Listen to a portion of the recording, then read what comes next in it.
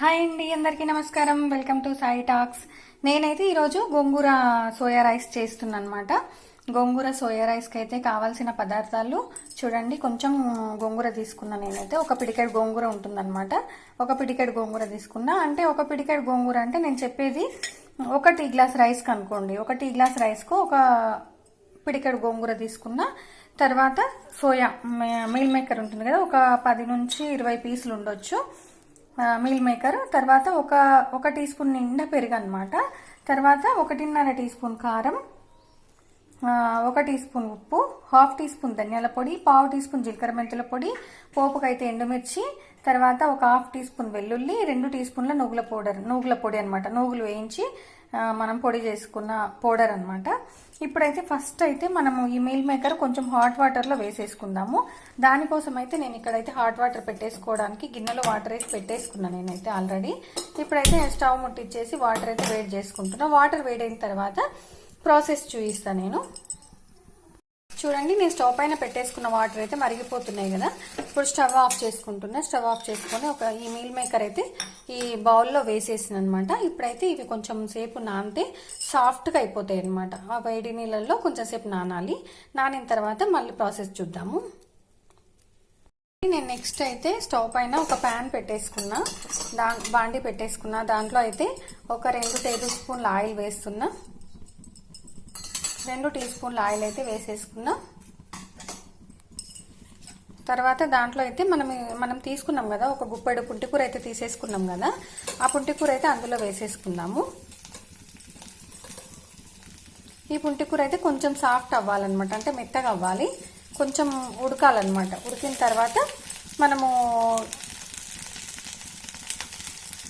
తర్వాత అయితే నేను నెక్స్ట్ ఏం చేస్తాను నేను చూపిస్తే. ఇప్పుడు మనం మీల్ మేకర్ అయితే వాటర్లో వేసేసుకున్నాం కదా, అదైతే ఇక్కడ చూడండి కొంచెం మెత్తగా అయిపోయింది అనమాట. ఇప్పుడు హాట్ వాటర్లో వేసేసిన కదా, ఇక్కడ చూడండి ఇదైతే మెత్తగా అయిపోయింది.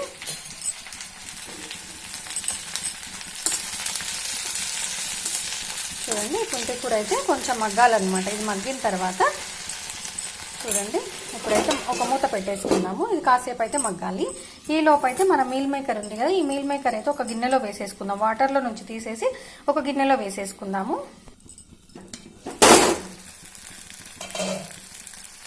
చూడండి, ఇంటి కూర గోంగూర అయితే కొంచెం మగ్గిందనమాట. ఈ మాత్రం మగ్గితే సరిపోతుంది. మళ్ళీ నెక్స్ట్ నేను ఇది మిక్సీకి వేసి మళ్ళీ కాసేపు ఆయిల్లో ఫ్రై అవుతుంది కాబట్టి మనకి ఈ మాత్రం అయితే సరిపోతుంది అనమాట. ఇప్పుడు నేను స్టవ్ ఆఫ్ చేసుకుంటున్నా. ఇప్పుడైతే నేను నెక్స్ట్ మిల్ మేకర్ అయితే మనం హాట్ వాటర్లో నుంచి తీసి ఒక గిన్నెలో వేసేసుకున్నాం కదా. తర్వాత ఈ గిన్నెలో అయితే ఈ పెరుగు వేసేసుకోవాలి.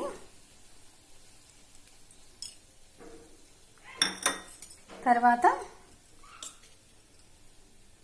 కారం, మనం ఏదైతే క్వాంటిటీకి తీసుకున్నానో అందులోకి వెళ్ళే తీసుకుంటున్నాను అనమాట నేనైతే. ఉప్పు,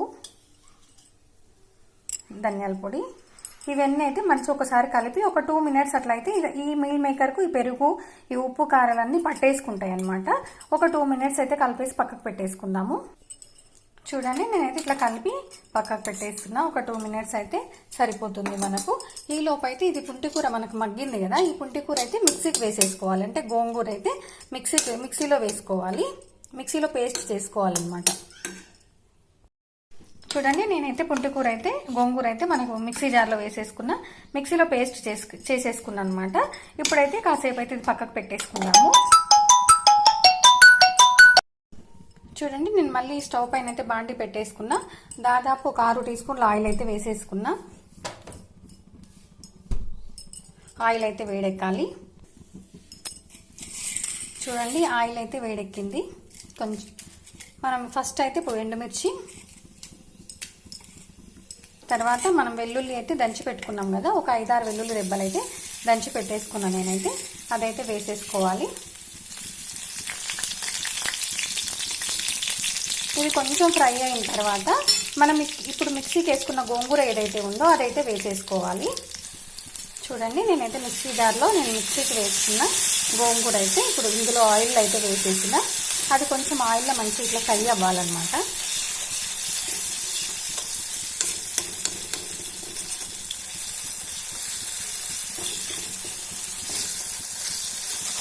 కొంచెం ఈ పచ్చి వాసన ఈ పచ్చిదనం అయితే పోవాలన్నమాట. కొంచెం ఆయిల్లో అయితే కొంచెం మంచిగా ఫ్రై అవ్వాలి.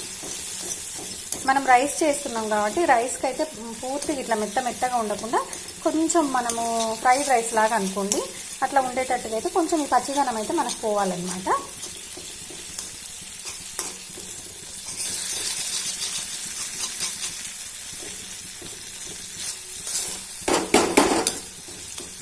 మనకైతే ఇది ఎప్పుడు మనకు నార్మల్గా కర్రీస్ ఏం చేసుకున్నప్పుడు ఇట్లా మనం పేస్ట్ చేసి మనం ఫ్రిడ్జ్లో పెట్టుకున్నా కూడా ఇట్లా ఇంతవరకు దీంట్లో ఉప్పు కారాలు అట్లా వేసిన తర్వాత మనం ఫ్రిడ్జ్లో పెట్టేసుకున్నా కూడా ఎప్పుడంటే అప్పుడు మనం కలిపేసుకోవచ్చు అనమాట. చూడండి కొంచెం ఫ్రై అయిన తర్వాత మనం తీసుకున్న ఉప్పు, కారం, జీలకర్ర, మెంతుల పొడి, ధనియాల పౌడర్ అయితే వేసేసుకోవాలి. చూడండి ఇదైతే మంచిగా కలుపుకోవాలి. చూడండి మనం తీసుకున్న ఇంగ్రీడియంట్స్ అన్నీ కలిపిన తర్వాత ఇప్పుడైతే నువ్వుల పొడి తీసుకున్నాం కదా, నువ్వుల పొడి కూడా వేసేసుకోవాలి. ఒకసారి కలిపేసుకొని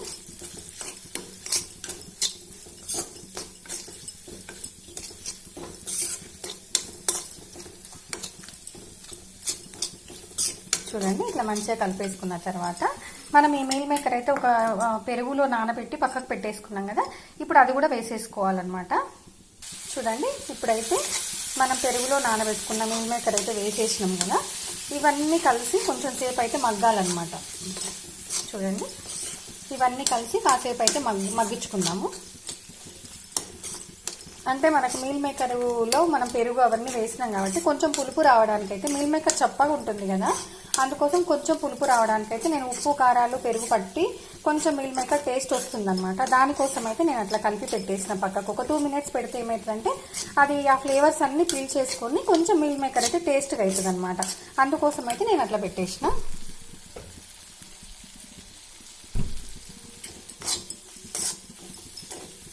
చూడండి ఇట్లయితే కాసేపు అయితే ఒక 2 minutes అయితే మగ్గనిద్దాము. చూడండి ఇట్లయితే మళ్ళీ ఒకసారి అయితే కలిపేసుకుందాము. కొంచెం ఇదంతా మనకి పచ్చిదనం అంతా పోయి ఆయిల్ అయితే బయటకు వస్తుంది అనమాట. చూడండి ఆల్రెడీ కొంచెం స్టార్ట్ అయ్యింది. ఇప్పుడు ఇట్లా ఆయిల్ అయితే మంచిగా బయటకు వస్తుంది అనమాట. ఒక 2 minutes అయితే ఇంకా పడుతుంది. చూడండి ఆయిల్ అయితే ఇంత మంచిగా బయటకు వస్తుంది. మనం వేసుకున్న ఇంగ్రీడియంట్స్ అన్ని మంచిగా కలిసి మగ్గిపోయి మంచిగా ఆయిల్ అయితే బయటకు వస్తుంది అనమాట.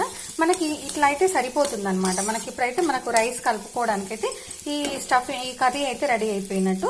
ఇప్పుడైతే ఒక్క నిమిషం స్టవ్ ఆఫ్ చేసుకొని రైస్ అయితే ఇందులో వేసేసుకుందాము. చూడండి నేనైతే ఇప్పుడు చేసిన ఈ ప్రాసెస్ అంతా నేను ఒక టీ గ్లాస్ రైస్ అని చెప్పిన కదా, మామూలుగా అట్లా చెప్తే అర్థం కాదని చెప్పి నేను ఒక బౌల్లో అయితే పెట్టేసిన అనమాట. రైస్ అయితే అంటే క్వాంటిటీ అర్థం కావడానికి కోసం నేను ఒక గిన్నెలో అయితే పెట్టేసుకున్నా. చూడండి ఇప్పుడైతే మనం ఈ రైస్ అయితే ఇందులో వేసేసుకుందాము. వేసేసుకొని మంచిగా కలిపేసుకోవాలన్నమాట. చూడండి నేను రైస్ అయితే బండిలో అయితే వేసేసుకున్నా కదా, ఇప్పుడైతే మొత్తం మంచిగా మనం చేసుకున్న కర్రీ తర్వాత రైస్ మొత్తం కలవాలన్నమాట. అంత మంచిగా కలిపేసుకోవాలి.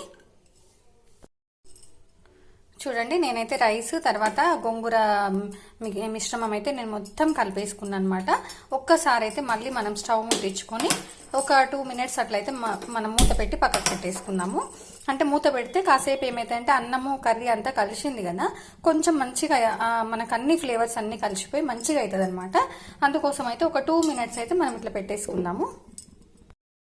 చూడండి ఒక 2 minutes తర్వాత అయితే నేను కలుపుతున్నాను అనమాట. చూడండి ఎంత మంచిగా కలర్ఫుల్గా ఉంది, స్మెల్ కూడా సూపర్గా వస్తుంది అనమాట. మనం వేసుకున్న ఇంగ్రీడియంట్స్ ధనియా పౌడర్ తర్వాత జీలకర్ర మెంతుల పొడి అన్నీ వేసేసుకున్నాం కదా, చాలా మంచి స్మెల్. టేస్ట్ కూడా అంతే బాగుంటుందండి. స్మెల్ అనే కాదు టేస్ట్ కూడా అంతే బాగుంటుంది అనమాట. చూడండి ఫైనల్గా అయితే సోయా గోంగూర రైస్ అయితే రెడీ అయిపోయింది. స్టవ్ అయితే ఆఫ్ చేసుకుందాము. చూడండి సోయా గోంగూర రైస్ అయితే రెడీ అయిపోయింది.